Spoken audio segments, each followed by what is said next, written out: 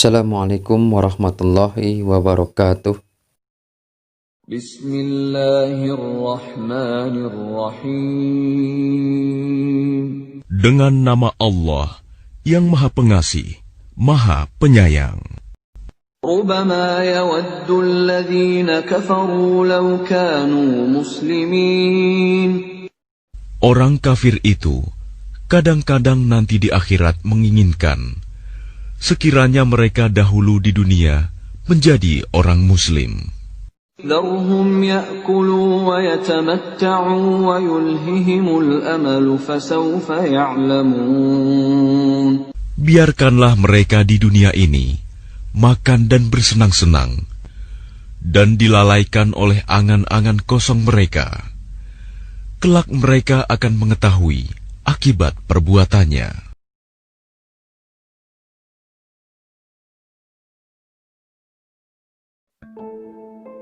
Mungkin bagi sebagian kita memahami tentang ayat Al-Quran tersebut, bahkan banyak yang dapat menghafalnya. Hanya saja, bagaimana ketika ayat itu menjadi hujah kita di mahkamah Allah, kelak di yaumil akhir? Ayat tersebut bukan menjadi penolong kita, malah justru menambah keratnya azab Allah jika kita termasuk dalam kategori ayat tersebut. Na'udzubillah, summa na'udzubillah. Inilah yang terjadi dalam kehidupan seorang panglima Islam yang murtad dikarenakan memperturutkan hawa nafsunya terhadap seorang wanita. Maka pernahkah kamu melihat orang yang menjadikan hawa nafsunya sebagai Tuhannya, dan Allah membiarkannya berdasarkan ilmunya? Dan Allah telah mengunci mati pendengaran dan hatinya dan meletakkan tutupan atas penglihatannya. Maka siapakah yang akan memberinya petunjuk sesudah Allah? Maka mengapa kamu tidak mengambil pelajaran? Al-Quran Surat Al-Jasiyah ayat 23. Dialah Abdah bin Abdurrahim, seorang yang sebelum murtad, dia memiliki sifat yang rendah hati, zuhud, penghafal Al-Quran, dan banyak keutamaannya, hingga dia diangkat sebagai seorang panglima. Hanya saja ketika suatu hari di atas sebuah tembok benteng, dia melihat dari kejauhan ada seorang wanita Romawi.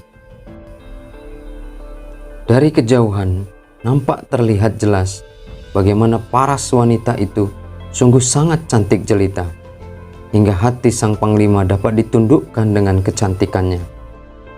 Tidak terbayangkan akan angan-angannya ketika dia dapat hidup dengan wanita yang membuatnya menjauh dari rahmat Allah. Rasa kekagumannya telah membutakan hati nuraninya. Rasanya dia tidak dapat sanggup untuk menahan keinginannya untuk mendapatkan wanita tersebut. Berulang kali dia terus berangan-angan untuk bagaimana dapat menaklukkan hati sang wanita pujaannya. Puncaknya, dihampirinya lah sang wanita pujaan itu, seraya berkata, "Sungguh, aku sangat mengagumimu. Lalu bagaimana agar aku bisa mendapatkan dirimu?" Wanita tersebut menjawab, "Mudah, kau hanya perlu memeluk agamaku dan meninggalkan keyakinanmu. Niscaya aku akan menjadi milikmu seutuhnya." Merasa mendapat harapan dan peluang yang terbuka lebar, maka Abdah bin Abdurrahim tidak menyia-nyiakan kesempatan yang didapatnya. Dia langsung menyanggupi permintaan wanita tersebut. Namun dia melupakan bahwa ketika dia menyanggupinya tanpa disadari, dia telah menutup rahmat dan ampunan Allah Subhanahu wa Ta'ala. Abdah bin Abdurrahim menyatakan dirinya memeluk agama Nasrani demi mendapatkan wanita pujaan hatinya.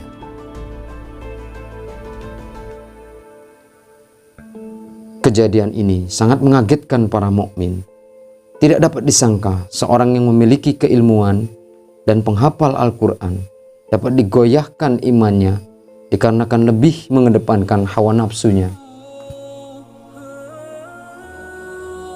Ketika ia ditanya, bagaimana dengan ayat Al-Quran yang selama ini sudah engkau hafal?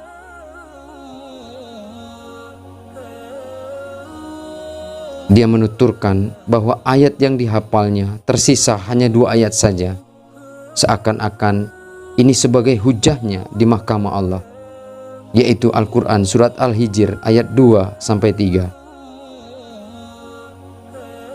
Saudaraku, ini menjadi bahan muhasabah bagi kita, bahwa apabila kita selalu mengedepankan hawa nafsu, maka kita akan mendapatkan kemurkaan serta menutup rahmat dan ampunan dari Allah Subhanahu wa ta'ala. Na'udzubillah. Semoga kita terselamatkan dari kerasnya azab siksaan Allah Subhanahu wa ta'ala. Amin. Wallahu a'lam bishawab. Wassalamualaikum warahmatullahi wabarakatuh. ربنا لا تؤاخذنا إن نسينا أو أخطأنا ربنا ولا تحمل علينا إصرا كما حملته على الذين من قبلنا ربنا ولا تحملنا